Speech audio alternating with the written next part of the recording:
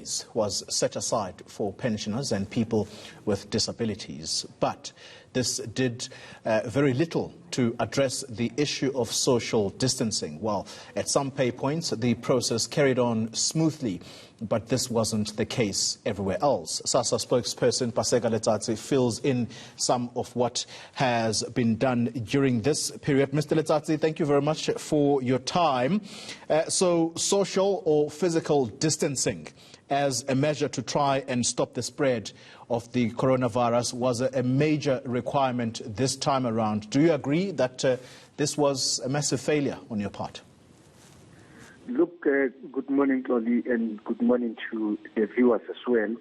I think as an organization, we must commend the fact that people adhered to our call in terms of giving people who are getting old age grants and disability grants on the 30th and the 31st respectively. I think one would accept and agree that as much as the social distance was kept, but unfortunately it was the queue, people were doing queue management. The concentration was inside the post office and inside the merchants. However, we found it very difficult to do the same outside, especially as the queue was very long. Yeah. But look, the situation was not bad all over. In some instances places where we went, we found that even outside, people were actually maintaining the social distance. Yeah. Looking beyond the COVID-19 pandemic, Mr. Letsatsi, what, in your view, have you learned in particular about shortening the queues going forward? A number of people, very elderly, sit in those queues. I mean, we even had 2 people dying as a result of these long queues. Yes, we do have learned some lessons. We met with relevant stakeholders to make sure that we can say, perhaps on the 1st of May, what other measures we can put in place. And I think our people here at the Grant Administration, I think, are working on mechanisms. And one of the factors or one of the things that we might implement, which is still in for consideration, is to come up with staggering of payment. We would want to pay people over a period of time, because in some instances we interact, we communicate with our people that their money is secured in the account. It is not necessary for them to come on the first day and get their money. But I was there at Jabulani in Soweto, and I interacted with one old lady, and she said, "Manaka, I didn't have a control." So you understand that when a person says, "I don't have anything in the house," they would want to come and get their money. Yeah. But we are in the process of making sure that we spread the payment of social grants over time. Yeah. If my calculations are correct, Mr. Letsatsi, there's about 12 million people who collect social grants on a monthly basis. Of this 12 million, how many prefer using banks, as in collecting money via ATMs, versus those who prefer hard cash in their hands?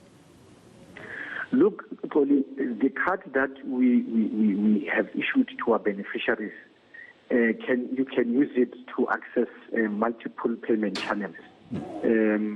We can safely say close to 80 to 85% of our beneficiaries use the electronic payment method. For an example, they go to the banks, some of them go to the merchants.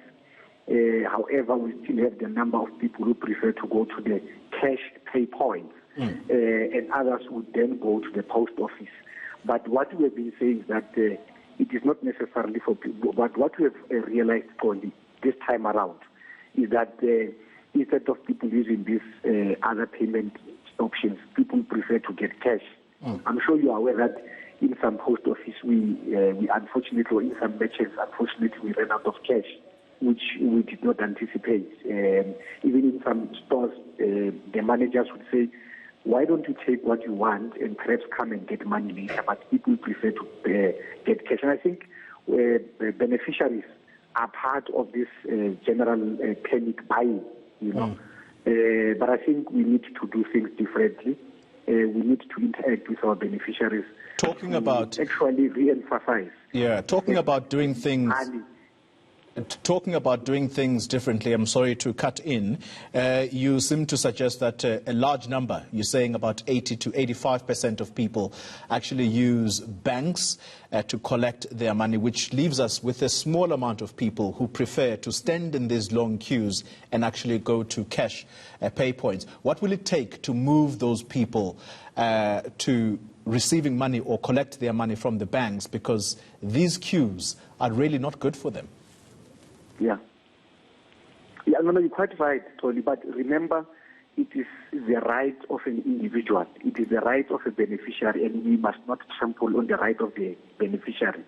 A beneficiary, when they come to a Sassa office, they choose to get their money from the bank of their choice. They've got the right to choose to go to the South African post office, or they've got the right to choose to go to the cash pay point. We cannot impose what the beneficiary method they would like. However, we can interact and show them the benefit of getting money through using this electronic payment method, because if your money is in your account, you don't necessarily have to come on the first day, but you can go any other day to get your money. But like I'm saying, Polly, one of the processes which we are interacting now with all the relevant stakeholders is to make sure that we don't pay all 18 million people on the first day. We stagger them so that we are in the future avoid people queuing on the first day. Paseka Letsatsi, thank you very much for your time.